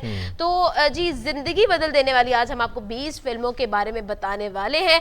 और वी ऑल नो कि इंस्पिरेशन का जो मतलब है वो बहुत सारे लोग उसको बहुत सारे मीनिंग्स देते हैं। जैसे इंस्पायर होने का मतलब लोग कहते हैं कि मुतासिर होना भी होता है और पुरजोश तरीके से मुतासिर होना और एक फॉलो करना और बहुत सारे मीनिंग्स आ जाते हैं। लेकिन एक्चुअल में मुतासिर करके अपनी लाइफ के अंदर उसका एक इम्पैक्ट भी नोटिस करना ये बहुत कम मूवीज में हमने देखा है। तो आज हम आपको कुछ ऐसी मूवीज के इंडेक्स बताएंगे, नाम बताएंगे जो कि आप जाके देख क्योंकि सकते एक्चुअली हैं। मीडिया का काम ही सिर्फ यही होता है कि आपको इन्फ्लुएंस करना। एक्चुअली सिर्फ ना सिर्फ मीडिया इसमें फिल्म होती है, बल्कि न्यूज़ है, आपकी इंफरटेनमेंट है, और इसके अलावा एंटरटेनमेंट जो भी आप चैनल्स में देख रहे हैं, चैनल चाहे यूट्यूब हो, नेटफ्लिक्स हो या आपका सैटेलाइट हो, तो आप में जो भी मीडिया का एक्चुअली वर्क है वो आपको इन्फ्लुएंस करना है। आपको एक्चुअली वही गाइड करता है कि आपका रहन सहन कैसा है, आपका माशरा कैसे होना चाहिए, और आपको अपनी लाइफ किस तरह से स्पेंड करनी है, उसके मुताबिक आप अपनी लाइफ को ढाल लेते होते हैं। तो आज हम आमना लोगों का बताने या वाली है फिर कि ज्यादातर हम लोगों का जो है ना उतना हम लोग इन टच नहीं रहते हॉलीवुड मूवीज के साथ, इंग्लिश मूवीज के साथ,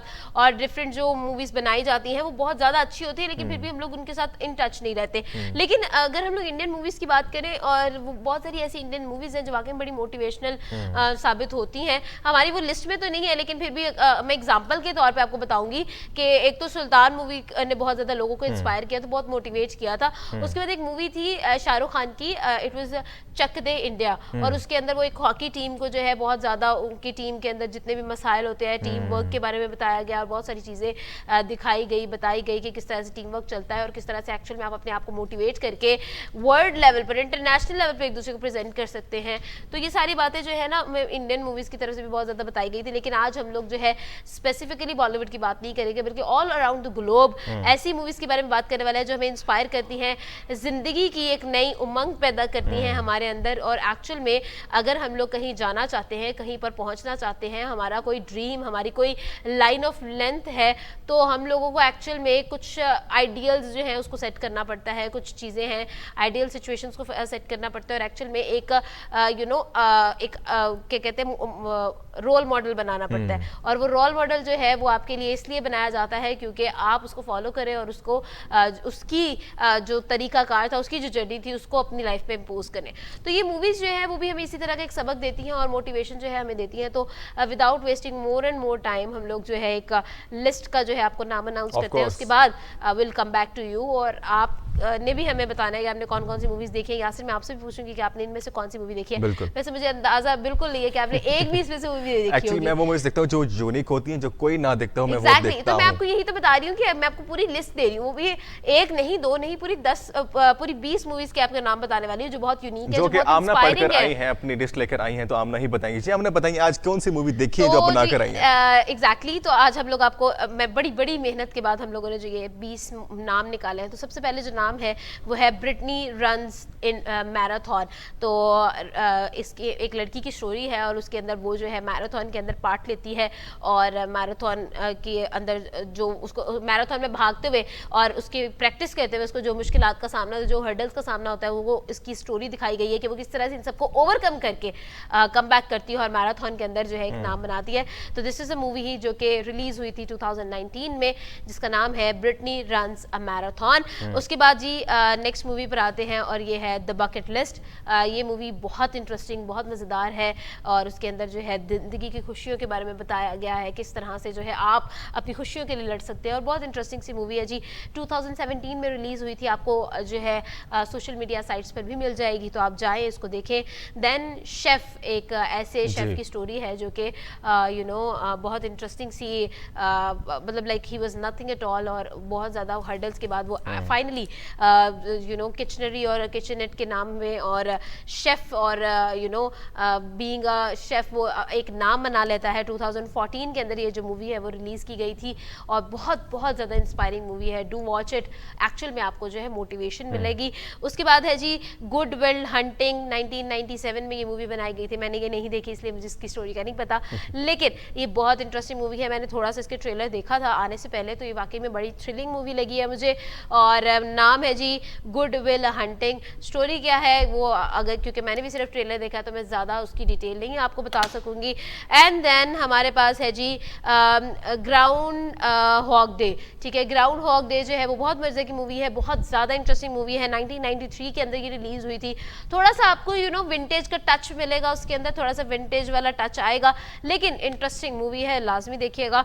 और उसी के साथ है हिडन फिगर, खवातीन जो अपने राइट्स के लिए लिए लड़ रही होती हैं और इसके बाद जो है बहुत इंटरेस्टिंग सी स्टोरी है, अपने हिडन टैलेंट्स को वो दिखाती हैं। तो ये बड़ी इंटरेस्टिंग मूवी क्या नाम है 2016 में हिडन फिगर्स के नाम से जो है सिनेमा घरों में हमें देखने को मिली थी।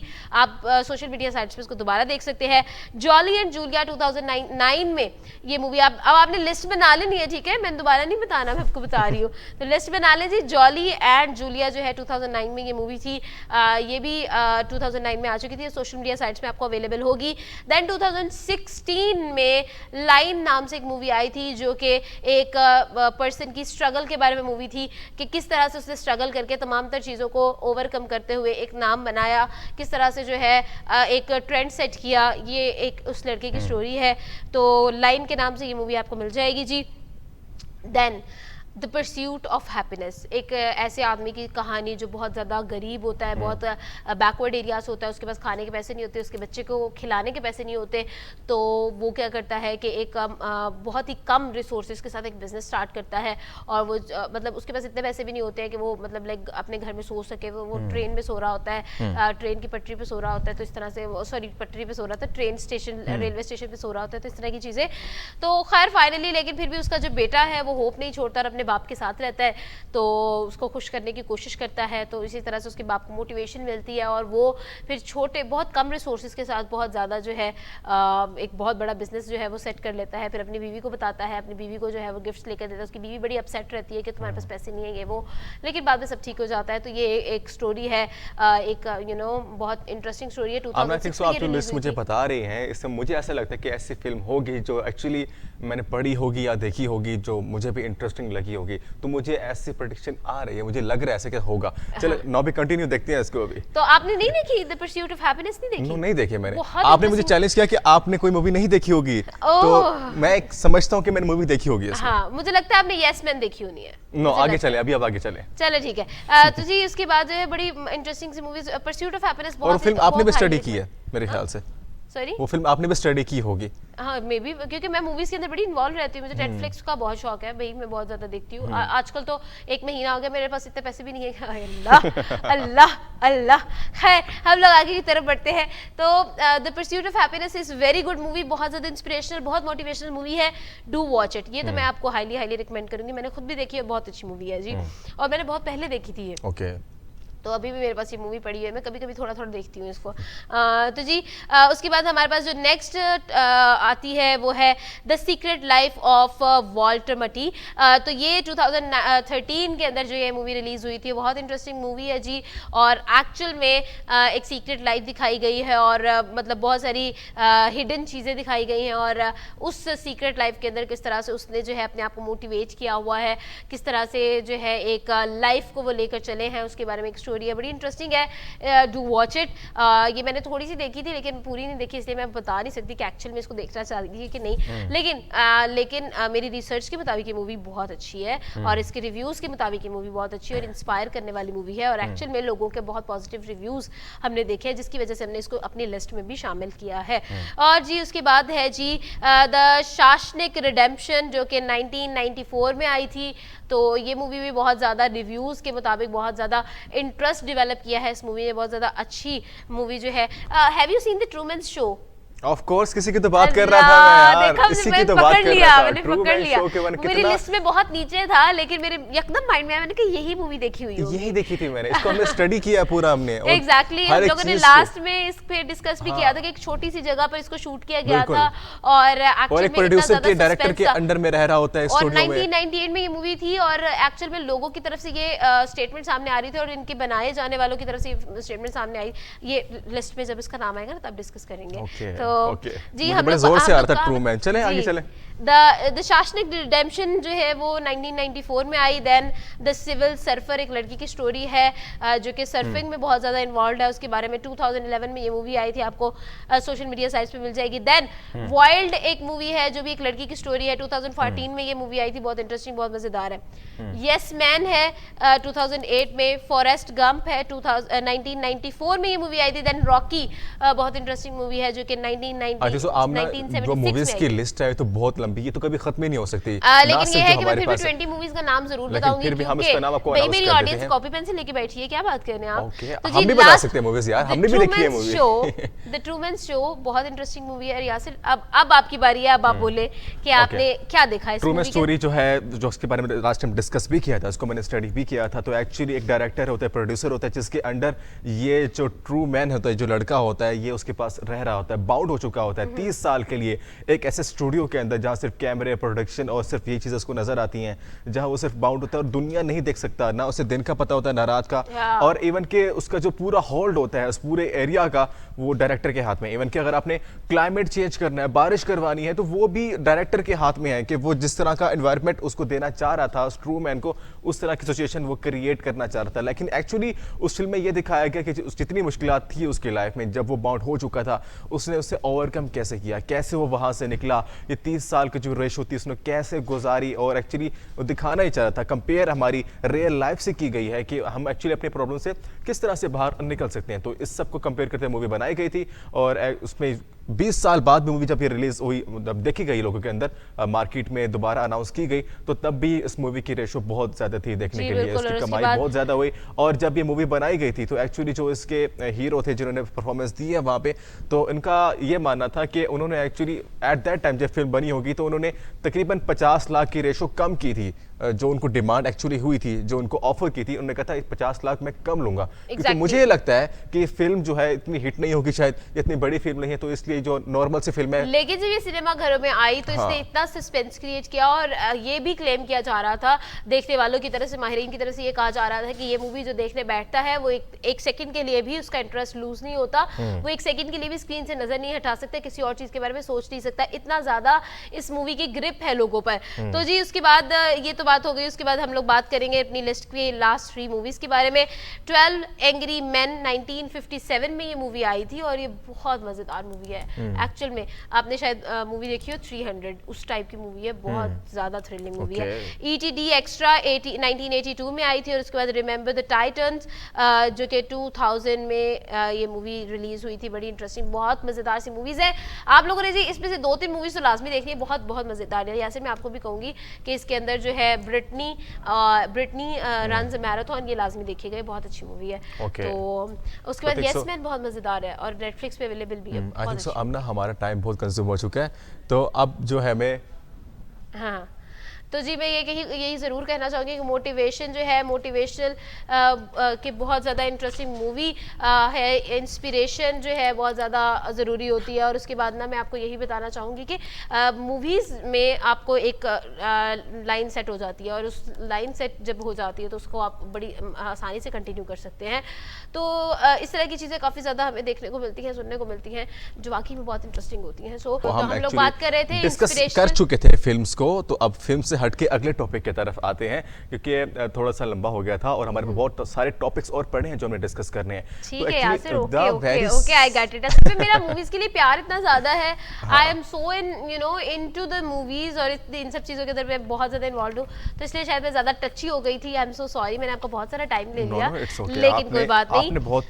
अगले टॉपिक की तरफ आते हैं और अगला टॉपिक हमारा ये है कि शुमाली कोरिया की तरफ से ये स्टेटमेंट सामने आई है, ये कहा गया है कि उसने जो मिसाइल के तजुर्बात जो किए हैं अपने सख्त हरीफ ममालिक जो है जनूबी कोरिया और अमेरिका पर हमले के लिए किए हैं और ये जंगी मशकें वो जारी रखने वाले हैं, इसके अंदर कोई रोकथाम नहीं आने वाली है। अगर हम रिसेंटली बात करें तो ये मिसाइल की जो एक सिचुएशन है वो हमें देखने को मिली थी अक्रॉस द बॉर्डर, और जनूबी एशिया और शुमाली एशिया के अंदर एक क्लैश जो है हमें नजर आया था।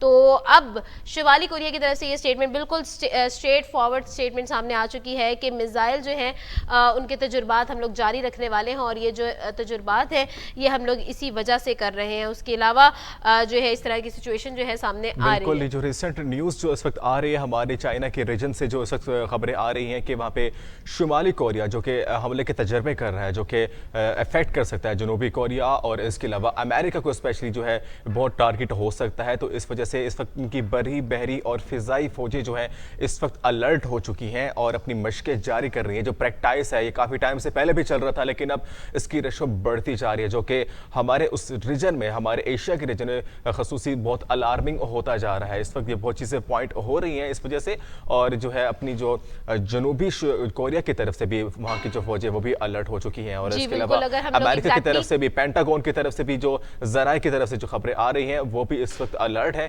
क्योंकि हो सकता है, खुदा ना करे कि इस तरह की जो जंगी सूरत हाल वो है पैदा हो। लाइक हम नहीं चाहते कि जो रिसेंट रशिया और यूक्रेन का जो मामला चलता आ रहा है, जिसको अभी तक सॉर्ट आउट मुकम्मल तौर पे नहीं हो पा रहा, जिसको 1 साल से तजावुज हो चुका है टाइम, लेकिन अब तक यूक्रेन जो कि सबसे छोटा मुल्क एज कंपेयर टू रशिया, जिसका एक इशू चलता आ रहा है जो तो सॉर्ट आउट नहीं हो पा रहा। हम नहीं चाहते कि जहां पे इतनी सुपर पावर आपस में लड़ रही हैं, उसके अलावा एक और जो सुपर पावर के शुमार में आती हैं, जहां अमेरिका, शुमाली कोरिया और जो चाइना के रीजन में सारे ये जो कंट्रीज आती हैं, स्टेट आती हैं, हम नहीं चाहते कि इनका भी कोई नया तनाज़ा सामने खड़ा हो। ट्रू। और इसी के साथ साथ अगर हम लोग बात करें शुमाली कोरिया की, तो गुज़िश्ता 1 हफ्ते के दौरान दर्जनों मिसाइल जो हैं वो दागे गए, और उसके बाद जंगी तैयारे समंदरी हदूद के अंदर जो हैं परवाजें की गई। और शुमाली कोरिया की फौज का ये कहना है जी कि जो मुहिमात चलाई गई जनूबी कोरिया की तरफ से और अमेरिका की फ़िज़ाइया की तरफ से, ये उसकी एहतजाजी कार्रवाई है।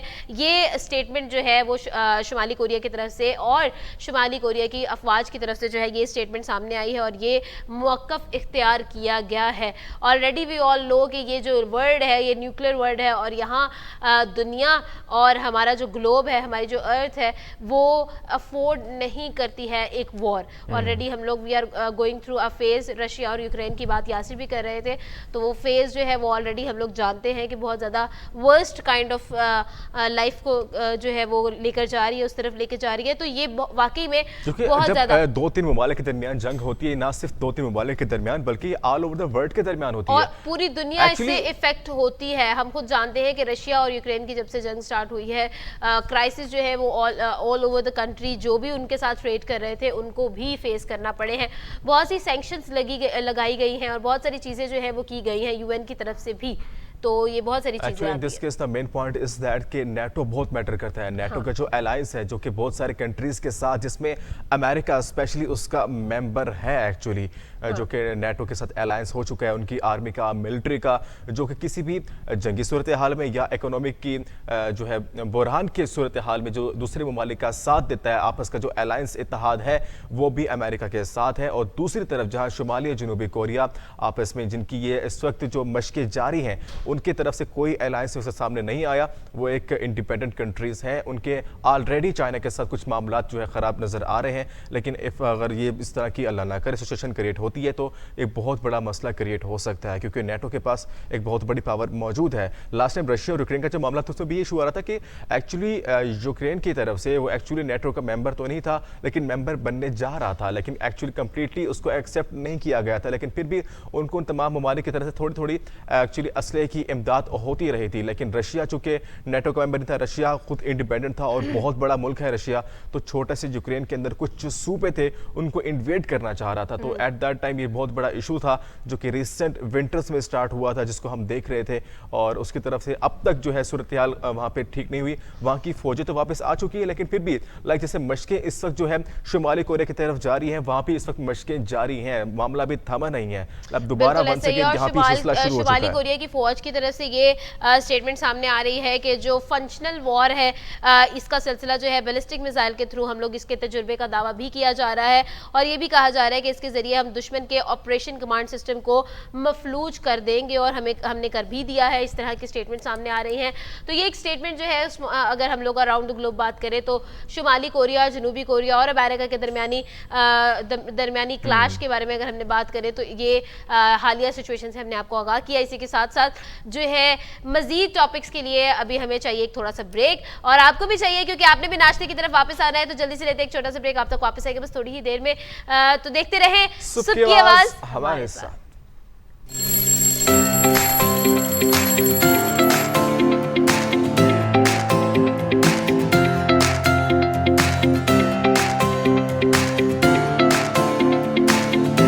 वेलकम बैक नाज़रीन, सुबह की आवाज़ में एक बार फिर खुशामदीद। चूँकि टॉपिक्स काफ़ी सारे डिस्कस कर चुके हैं, अब कुछ इंपॉर्टेंट टॉपिक और अहम जो कि आपसे डिस्कस करने वाले हैं वो ये कि वंस अगेन वर्ल्ड कप का जो है रुझान शुरू हो चुका है, क्योंकि पाकिस्तान सेमीफाइनल में आ चुका है। इससे पहले जो रेशो लग रही थी, जो हमें अलार्मिंग थी, खतरा था, उससे हम फिलहाल तो बाहर आ चुके हैं, लेकिन इस वक्त सेमीफाइनल के राउंड के अंदर हम पहुंच चुके हैं। Pakistan out of nowhere had come up with semifinal. पहले दो मैचेस की अगर हम बात करें, Pakistan versus India and Pakistan versus Zimbabwe, तो पाकिस्तान की परफॉर्मेंस बहुत थ्रिलिंग रही। मैच बहुत थ्रिलिंग थे, बहुत नैरो मार्जिन से जो है पाकिस्तान हारा, लेकिन फाइनली पाकिस्तान सेमीफाइनल्स में पहुंच गया है। It is a very big news for us. और अभी हमें ज्वाइन किया है मिस्टर अब्दुल राफे ने, और आज हम उनसे बहुत सारे क्वेश्चंस करने वाले हैं। सेमीफाइनल्स में पाकिस्तान की परफॉर्मेंस कैसी रहने वाली है, इन सब के बारे में बात करेंगे। अस्सलाम वालेकुम सर, आप सुन सकते हैं?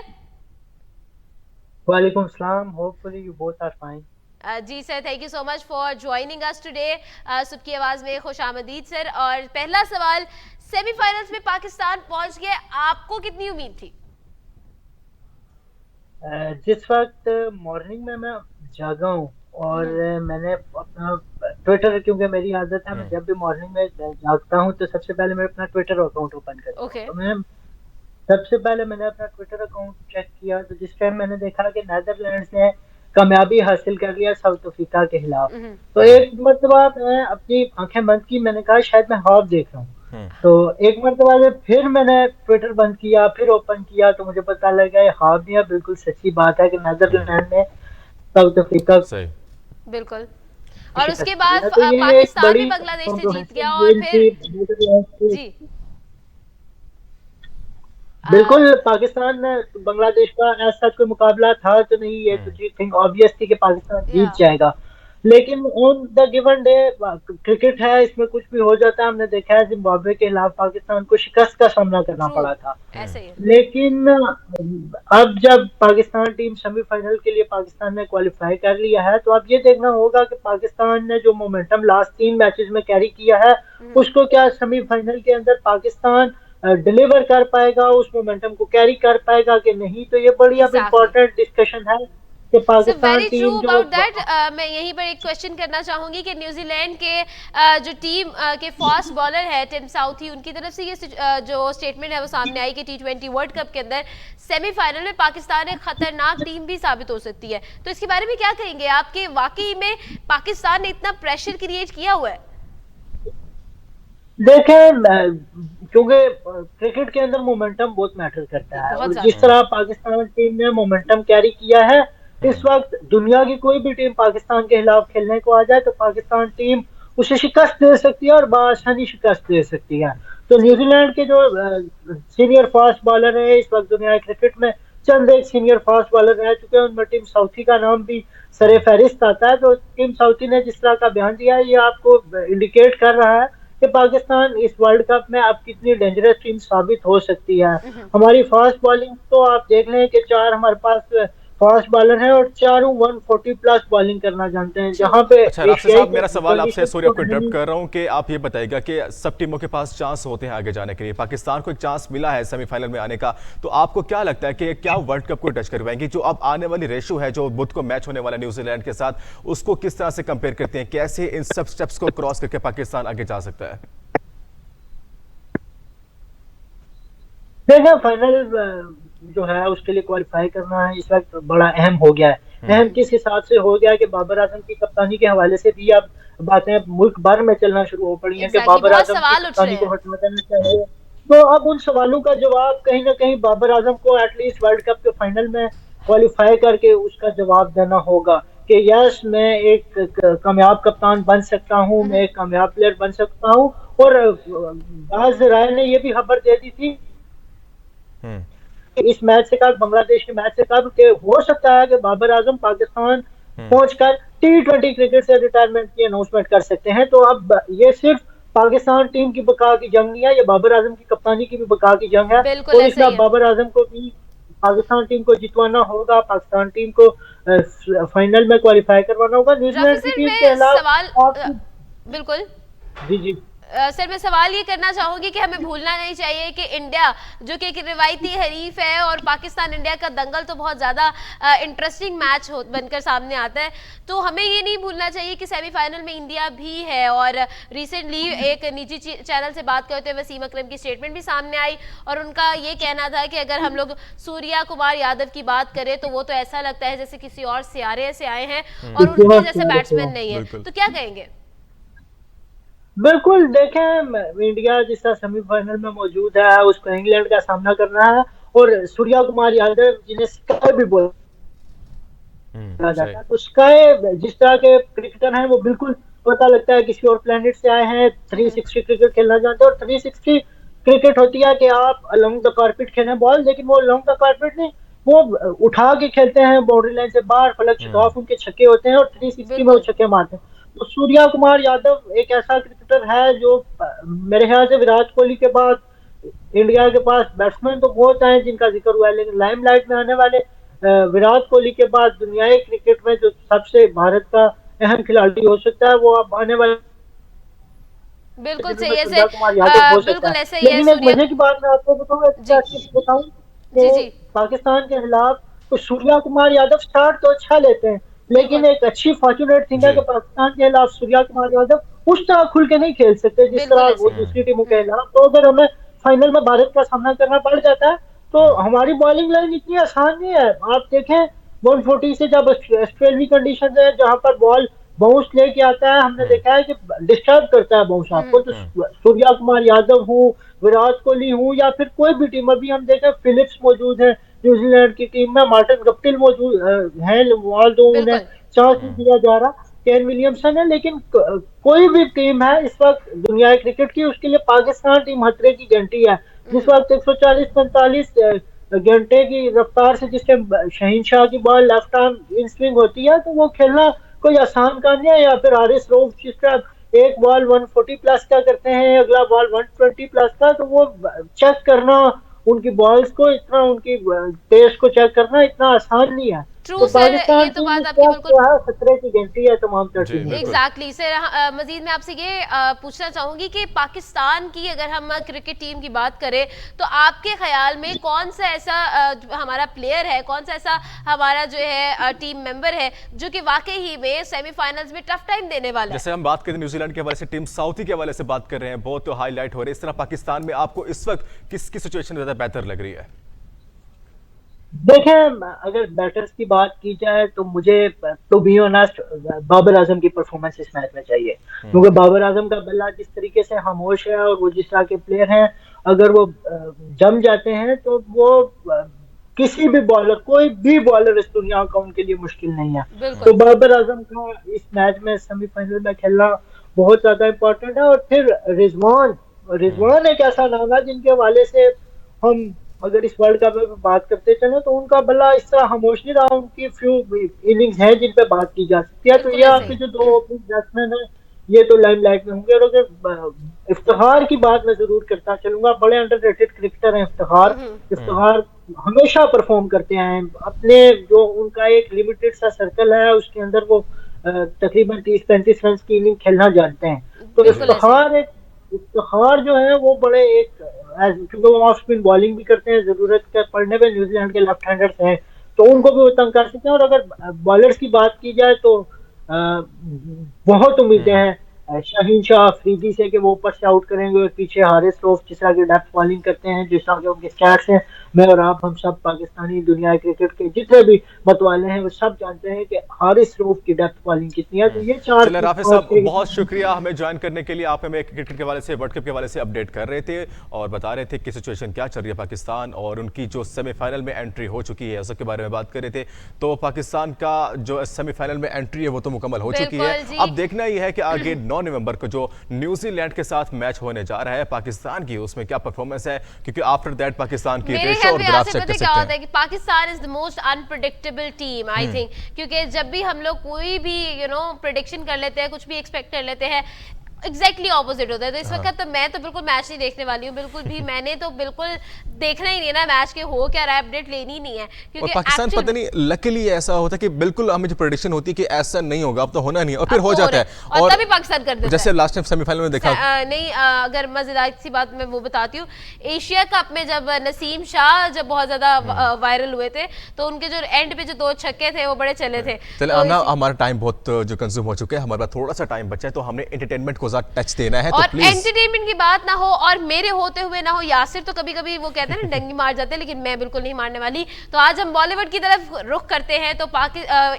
सलमान खान की मूवी जो है बॉलीवुड से रिलेटेड भारत जिसका नाम था, उसके अंदर दिशा पटानी के हमने कुछ सीन्स देखे और अपेयर हुई उसमें, और उनकी तरफ से ये स्टेटमेंट सामने आई है जी कि ड्यूरिंग द शूटिंग शूट करते हुए कुछ वो इस तरह के स्टंट्स कर रही थी, उसके दौरान जो है उनके सर पर चोट आई और चोट लगने की वजह से उनकी याददाश्त इफेक्ट हुई और 6 महीने के लिए उनको मेमोरी लॉस का सामना करना पूरे पड़ा। 6 महीने तक उनको नहीं पता था कि उनके साथ एक्चुअली क्या हो रहा है। मूवी के अंदर उनको स्टंट करना पड़ा, जहां उनको फिलहाल तो महसूस नहीं हुआ था, लेकिन आफ्टर दैट उन्होंने फर्क महसूस किया अपने दिमागी हालात के ऊपर। उन्होंने डॉक्टर से चेकअप करवाया, लेकिन आफ्टर दैट वो 6 महीने का बेड रेस्ट जो उन्होंने किया और दिमागी तौर पर वो अपनी सही कंडीशन में मौजूद नहीं थी, एबनॉर्मल की तरफ चली जा चुकी थी। क्योंकि जो फिल्म एक्चुअली मैंने खुद देखी है भारत, तो उसके अंदर वाकई इस तरह के कुछ इश्यूज थे। वो लगता है कि अभी यहाँ कोई मर जाएगा, क्योंकि वो तो लेबोरियस मूवी है। मतलब कि सलमान खान उसमें एक लेबर का किरदार अदा करते हैं, मुख्तलिफ ममालिक में जाके मेहनत कर रहे हैं, कभी किसी कान में उसमें जाकर उसमें रोड़े तोड़ रहे हैं, पत्थर तोड़ रहे हैं। तो इस तरह की मूवी टाइप है। सहरा में बनी है, कभी किसी फैक्ट्री में बनी है। कैटरीना कैफ भी इसके अंदर जो है जलवागर हुई हमें नजर आई थी।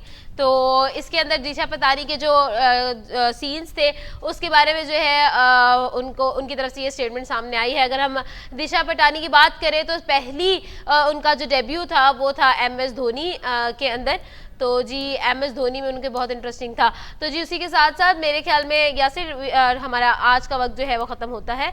तो आज हम लोग अपने प्रोग्राम को इख्तिताम कर